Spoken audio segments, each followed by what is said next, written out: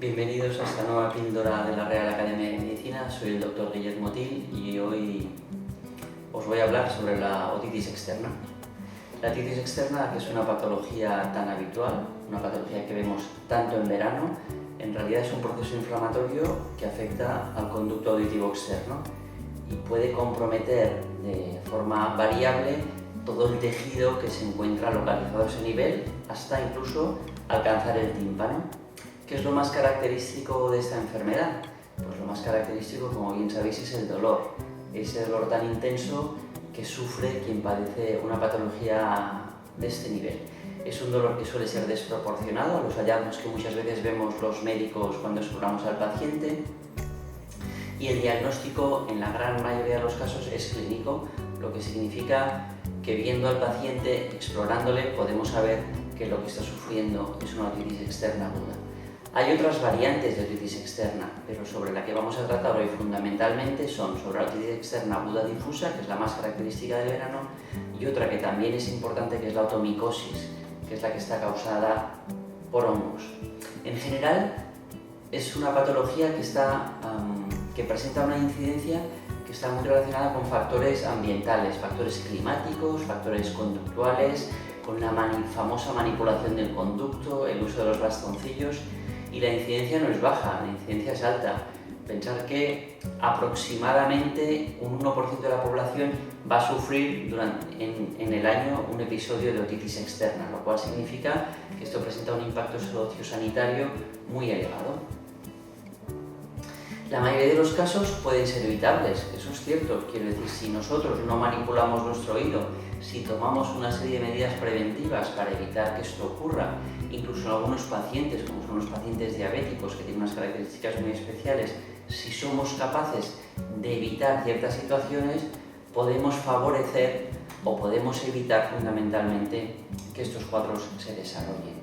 El cerumen no deja de ser algo protector, en definitiva, que genera nuestro oído externo para protegernos de esas agresiones, para protegernos de esos gérmenes que nos causan la patología, incluso para protegernos de agresiones como pueden ser pequeños insectos que pudiesen entrar en nuestro conducto auditivo. Otra cosa es cuando ese cerumen es excesivo y en ese caso es necesario extraerlo. Tiene un mecanismo fisiológico de protección y además permite que el pH del conducto auditivo externo se mantenga bien equilibrado, lo cual hace que, o evita fundamentalmente en este caso, que se desarrollen determinadas infecciones. Dentro del conducto auditivo viven una serie de gérmenes, viven una serie de bacterias y sorprendentemente estas bacterias son protectoras, nos protegen frente a los agentes patógenos, frente a las bacterias que en este caso son agresivas. De hecho, compiten con ellas para evitar que esas bacterias patógenas se desarrollen. Cuando se pierde ese equilibrio natural, sobre todo, por ejemplo, cuando estamos muy expuestos al agua, o se produce una alteración de la barrera cutánea con los microtraumatismos, con el uso de los bastoncillos, o cuando se ha producido algún otro tipo de alteración, por ejemplo, en los pacientes que sufren patología descamativa del conducto auditivo externo, pacientes que tienen dermatitis, psoriasis, etc., esto puede alterar los mecanismos de protección y puede acabar haciendo que se produzca una colonización bacteriana y se desarrolle una otitis externa. Los gérmenes, en definitiva, tanto los gérmenes buenos como los gérmenes patógenos, compiten por los mismos nutrientes. Y si nuestra situación o nuestro cuerpo, en cualquier caso, está en una situación favorable, conseguimos que eso no se desarrolle. Como sabemos o podemos intuir cuáles son los gérmenes que desarrollan o que se relacionan habitualmente con este tipo de patología, como es la pseudomonas o el estafilococo, esto hace que podamos iniciar en la gran mayoría de pacientes un tratamiento empírico. Podemos tratarlos sin saber cuál es el germen causal, porque va a ser difícil que no acertemos. ¿Debemos realizar una limpieza del conducto? Si se realiza bajo unas manos profesionales, sí. Si no, es preferible no tocarlo. ¿Y debemos realizar un cultivo de esa supuración, de esa secreción? Pues de entrada no. Pues como os decía, lo más habitual es que hay unos gérmenes muy concretos que estén causando ese tipo de patología.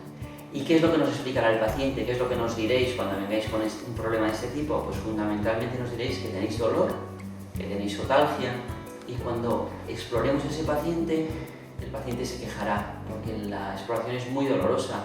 Al paciente le duele mucho la exploración, le duele sobre todo un signo muy característico, que es el signo del trago. Cuando presionamos sobre esta zona anterior del conducto, el paciente le duele.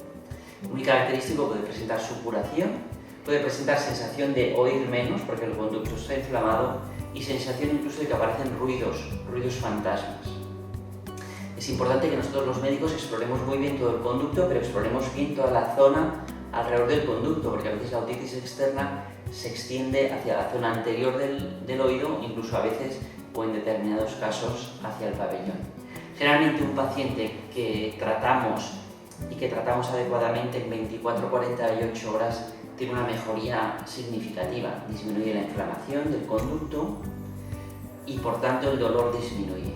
De todos modos, si a las 72 horas la sintomatología no ha mejorado, debemos sospechar de que o no hemos acertado en el diagnóstico o no hemos acertado en el tratamiento. Y hemos de ir con cuidado, sobre todo con los pacientes de riesgo, sobre todo con los pacientes diabéticos o con pacientes que tengan algún tipo de enfermedad autoinmune. Una cosa especial son las otomicosis, los hongos, que no son raros, los vemos a menudo y luego más adelante os los desarrollaré. Los hongos desarrollan una patología que sobre todo se caracteriza por picor. El paciente acude por sensación de taponamiento óptico, tiene el oído tapado, le supura y sobre todo le pica. Como os decía antes, importante para nosotros los médicos tener muy en cuenta cuando nos acude un paciente que es diabético con una otitis externa o un paciente que está inmunodeprimido. Y tener en cuenta sobre todo en niños y en bebés que en ocasiones la otitis externa se extiende incluso y puede hacia la zona por detrás del pabellón y puede ocasionar incluso a veces que el pabellón se le despegue, lo que podría significar o no confundirlo en este caso con una posible otomastoiditis. ¿Cuál es el tratamiento? Lo que os decía, fundamentalmente tratamiento empírico y siempre o casi siempre gotas ópticas. ¿Por qué? Porque alcanzan concentraciones elevadas de tratamiento para gérmenes que los conocemos, que funcionan. En este caso, como os decía antes, fundamentalmente para Pseudomonas, si es patología bacteriana o estafilococo. Luego hablaremos del tratamiento específico de las otomicosis y tener en cuenta que los fármacos que debemos dar o debemos saber si el paciente presenta una perforación timpánica, porque eso nos va a condicionar si podemos dar unos determinados tipos de fármacos o no. Muy importante. ¿Cómo administrar esos fármacos? Obviamente, primero nos lavaremos bien las manos, agitaremos las gotas, si podemos las calentaremos previamente antes de administrarlas al paciente, le pediremos al paciente que se tumbe, que se coloque sobre el oído sano, le aplicaremos las gotas traccionando normalmente del pabellón hacia atrás y hacia arriba o hacia abajo si es un bebé. Le insilaremos las gotas, normalmente 3, 4, 5 gotas, y el paciente estará tumbado unos 2-3 minutos para que ese tratamiento haga efecto. ¿Debemos dar tratamiento oral de entrada? No. El tratamiento oral se reserva para casos de pacientes complicados, pacientes que presentan complicaciones de la otitis externa o pacientes, como os decía antes, que presentan patologías de base, que son pacientes diabéticos, pacientes inmunodeprimidos. Si no, con las gotas ópticas debería bastar en la gran mayoría de los casos. Por tanto, tenemos un paciente con una otitis externa leve, fundamentalmente gotas ópticas y analgésico. Esa es la base fundamental.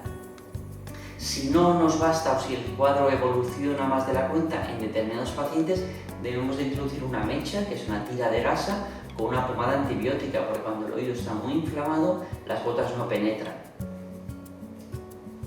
La otomicosis, que es la patología que os decía antes, es ese paciente que nos acude a la consulta, que en muchas ocasiones ya ha recibido tratamiento tópico con gotas, que no ha respondido y sobre todo, aunque tiene dolor, el síntoma característico es el prurito, le pica el oído a rabiar, le supura el oído, le pica y el dolor es escaso y encima ha utilizado gotas.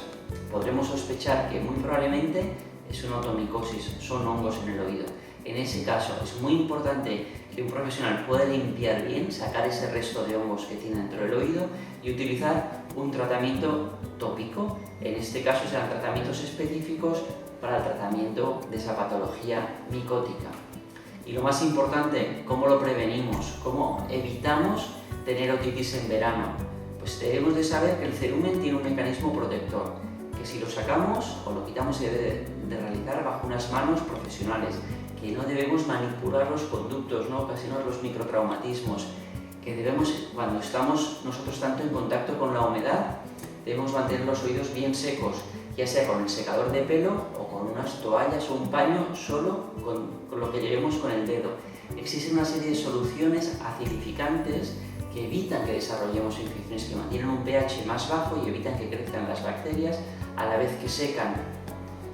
En este caso os doy un consejo, hay un buen preparado casero, fácil y que funciona de maravilla. Es un preparado que se realiza con alcohol y con vinagre de manzana. Si utilizamos este preparado en oídos que están sanos, que no están infectados y que no tienen perforación timpánica, conseguiremos evitar en gran parte de los pacientes que se desarrollen infecciones. 2/3 de alcohol y 1/3 de vinagre de manzana, y cada día por la noche o después del baño instilar 2 o 3 gotitas dentro del oído, hacer que se seque y eso acidificará el pH del conducto y evitará que se desarrollen infecciones en muchos casos. Lo que os decía, en un nadador habitual, mantener el oído bien seco. Paciente que usa audífonos, hay que mantener los moldes bien limpios, bien secos, secar los oídos y permitir que esos oídos durante unas horas ventilen. Los pacientes que tienen dermatitis, os lo comentaba antes, dermatitis atópica, psoriasis, en ocasiones necesitan utilizar algún tipo de fármaco especial, pero sobre todo, y lo más importante, evitar el rascado. Por tanto, y para finalizar, ¿cuáles son los errores que no debemos cometer? Pues de entrar en una otitis externa, no utilizar antibióticos orales de forma sistémica, no manipular los conductos para evitar tener problemas, colocar una mecha cuando veamos que la patología o que veamos que no se resuelve el cuadro. No debemos de suspender el tratamiento de manera precoz. Si el médico nos pauta 7 días de gotas ópticas, debemos realizarlo durante 7 días. Hay que revalorar al paciente si a los 3 días no ha mejorado, eso es muy importante. No confundir lo que os decía antes, hongos en el oído con una infección bacteriana, porque en definitiva presentan tratamientos distintos, y en pacientes de riesgo, como son pacientes diabéticos o pacientes inmunodeprimidos, hacer una valoración especial. Gracias.